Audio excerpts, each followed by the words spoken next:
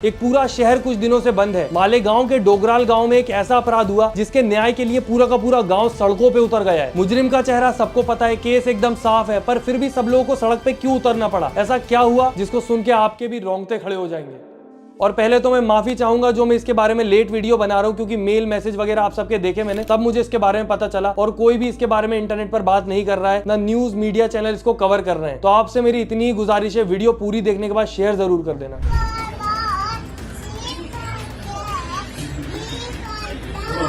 यह है यादन्या, 3 साल की छोटी सी बच्ची जिसकी पूरी दुनिया सिर्फ इतनी ही थी। घर के पास वाली गली, मिट्टी में बनती छोटी छोटी लकीरें और हर मुस्कुराते हुए चेहरे को अपना मान लेने की मासूमियत। और यही मासूमियत की उस मासूम को सजा भुगतनी पड़ी। जब 16 नवंबर की शाम को वो अपने घर के बाहर खेल रही थी, घर वालों को भी लगा कि अपने ही घर के बाहर है, सेफ है, तभी अचानक वो गायब हो गई। पहले घर वालों ने पूरे गाँव में ढूंढा, फिर पूरे गाँव वालों ने मिलकर उस बच्ची को ढूंढा, और जिस हालत में वो बच्ची पाई गई उसे देख के उसके माँ बाप की जो हालत हुई होगी वो आप और मैं सोच भी नहीं सकते। क्योंकि जिस बच्ची को माँ बाप ने थोड़ी देर पहले हंसते मुस्कुराते देखा था, वही अब उनके गांव के मोबाइल टावर के नीचे ऐसी हालत में थी कि उसकी शक्ल पहचान पाना भी मुश्किल था। और रिपोर्ट्स के अनुसार बताया जा रहा है कि अपराधी ने ना मासूम की उम्र का लिहाज किया, ना उसकी मासूमियत पे तरस खाया। पहले 3 साल की मासूम का शोषण किया गया और फिर शक्ल पहचान में ना इसके लिए उसके ऊपर पत्थर से वार करके उसकी सांसें छीन ली। यादन्या सिर्फ अभी 3 साल की थी, उसे बुरे लोगों के बारे में नहीं पता था, उसने दुनिया नहीं देखी थी, उसको दुश्मनी का मतलब भी नहीं पता था। उसकी जिंदगी जस्ट अभी शुरू हुई थी। तो ऐसा क्या कर दिया था उसने किसी का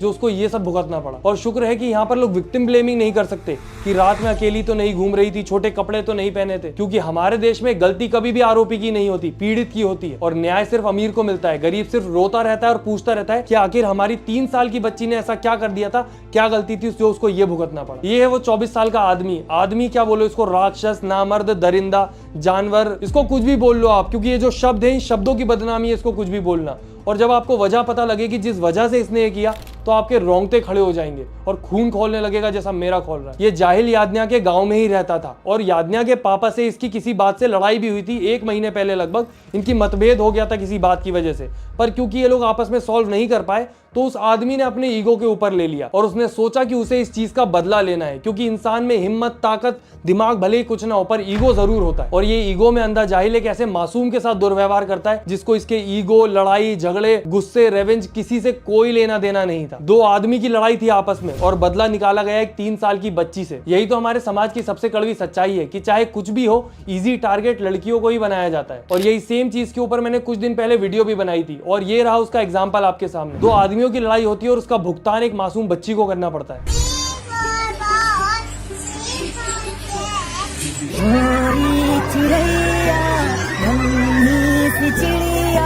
उस आदमी ने तो ये सब करके खुद को बहुत बड़ा मर्द मान लिया होगा, उसका ईगो सेटिस्फाई हो गया होगा और उसको लगा भी होगा कि मैं बच के निकल जाऊंगा, क्योंकि ऐसे लोगों के अंदर बुद्धि नहीं होती, जिंदगी में कुछ उखाड़ नहीं पाते हैं, असली मर्द क्या होता है वो इन्हें पता नहीं होता है, तो अपनी मर्दानगी साबित करने के लिए ऐसे जानवरों से भी बदतर काम करते हैं। कल इसी ने उस बच्चे की मृत्यु की थी। देखिए इनोसेंट बन के बैठा हुआ है ये, देखिए क्या कुछ हुआ था जो तुमने उस बच्चे को मार डाला। एक मासूम बच्चे को देखकर लोग अपना दुख, दर्द, परेशानी सब भूल जाते हैं, टेंशन से आजाद हो जाते हैं, उसके साथ बच्चे बन जाते हैं। और उस मासूम को देखकर इसको बिल्कुल दया नहीं आई और इतना ज्यादा बेशर्म और इनह्यूमन इंसान है कि गांव वालों के साथ यादन्या को ढूंढने का ढोंग करता रहा जब तक सच्चाई बाहर नहीं आ गई। और अब 20 गांव के लोग सड़कों पे उतर चुके हैं ताकि इसको सजा मिले और काफी दिनों से मालेगांव में बंद भी लगा हुआ है।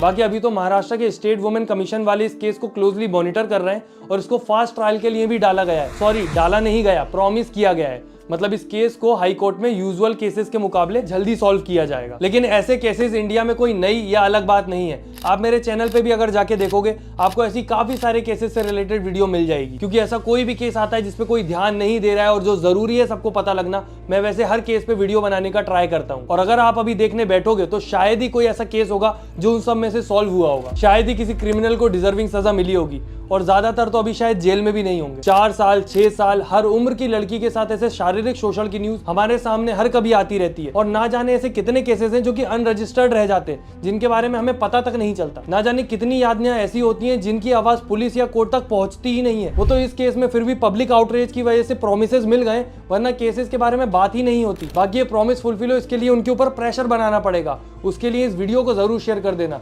लाइक कमेंट नहीं भी करोगे तो भी चलेगा। और सबसे शर्म की बात है कि विक्टिम ब्लेमिंग इतनी ज्यादा नॉर्मल हो गई है कि आधे से ज्यादा विक्टिम को तो ऐसा फील ही नहीं होता कि उनके गुनहगार को सजा मिल भी सकती है। वो बस ये सोचते हैं बड़ा आदमी है, हमको फंसा देगा, हम क्या इससे लड़ेंगे, और वो इसके खिलाफ कभी बात ही नहीं करते। और बस इस दोगली सोसाइटी में अपनी नकली इज्जत बचाने के लिए जिंदगी भर झेलते रहते हैं। और वो दरिंदा इनके सामने आजाद घूमता रहता है और दूसरी लड़कियों को शिकार बनाता है। क्योंकि समाज को लड़की के साथ हुआ उससे कोई मतलब नहीं है। तुम्हारे घर वालों की इज्जत तभी बची रहेगी जब ये बात बाहर ना जाए।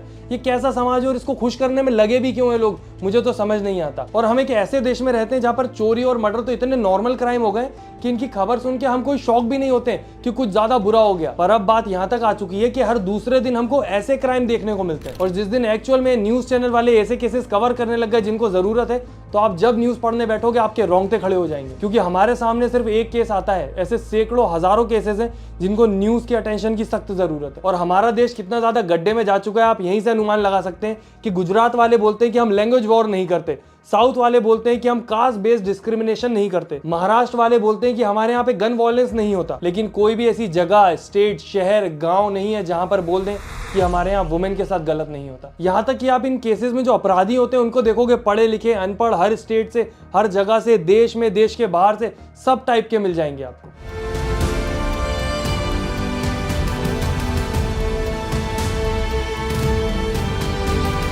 आप डिसएग्री कर सकते हैं करना चाहें तो, पर हिस्टोरिकली आदमी ने हर चीज को हमेशा से कंट्रोल में रखा है। And for most of the part लड़कियों को एज अ ऑब्जेक्ट ट्रीट किया गया है। इवन शादी के बाद जो जबरदस्ती होती है उसको तो काफी समय पहले तक कभी क्राइम माना भी नहीं जाता था। और वैसे भी आदमी की हर कमी के लिए औरतों को ब्लेम करना तो हमारा पुराना काम रहा है। आदमी अपनी लस्ट कंट्रोल नहीं कर सकता तो औरतों के कपड़ों पे ब्लेम कर दिया। पर कभी ध्यान दिया है गाँव देहात जहाँ पर लड़कियों को मॉडर्न कपड़े पहनना अलाउड भी नहीं है, वहां पर भी तो ये केसेस आते हैं। वो कैसे होता है? इवन जिस केस की हमने बात करी है वो भी मालेगांव शहर के डोगराल गांव का है, तो उसको विक्टिम कार्ड प्ले कर रही है बोल देंगे। और जब ऐसे केसेस सामने आते हैं तो सबके दिल में लड़कियों के लिए इज्जत बढ़ जाती है। नॉर्मली ये लड़कियों को ऑब्जेक्ट समझ के उनके कमेंट में कुछ भी लिख रहे होते हैं, और वो बेचारी अगर अपनी आप बीती भी आके सुना दे तो उस पर बोल देंगे कि विक्टिम कार्ड प्ले कर रही है। बहुत कूल लगता होगा नहीं?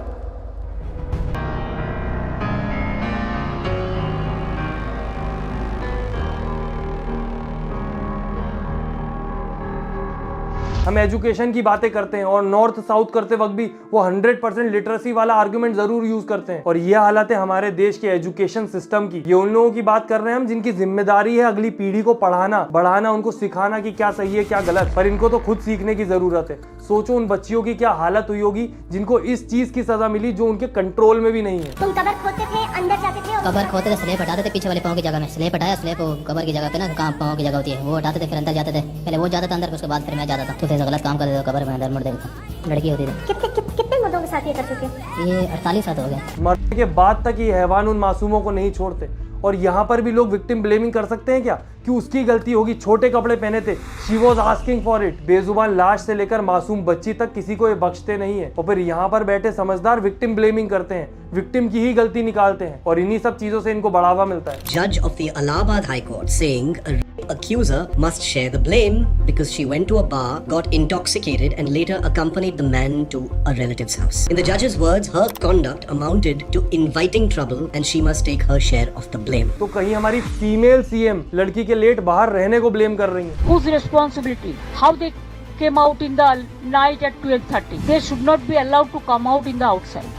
They have to protect themselves also. ये तो हालत है उस देश की जहाँ पर हम माँ बहनों को देवी मानते हैं, जहाँ पर कृष्ण से पहले राधा का नाम लिया जाता है। अपने देश को हम माँ कहते हैं और हमारी खुद की माँ बहनें यहाँ पर सेफ नहीं है। बाकी 1 महीने पहले भी मैं यहाँ खड़े होकर किसी केस की बात कर रहा था, 1 साल पहले भी, 4 महीने बाद भी करूंगा, 6 महीने बाद भी, क्योंकि यहाँ किसी विक्टिम को आसानी से इंसाफ नहीं मिलता। उसके लिए आवाज उठानी पड़ती है और अपराधी को सजा भी तभी मिलेगी जब पब्लिक आउटरीच होगा। आप लोग इस मुद्दे को बड़ा बनाओगे तो मैंने तो अपनी तरफ से अपना काम कर दिया है, अब बाकी आपके हाथ में है। धन्यवाद।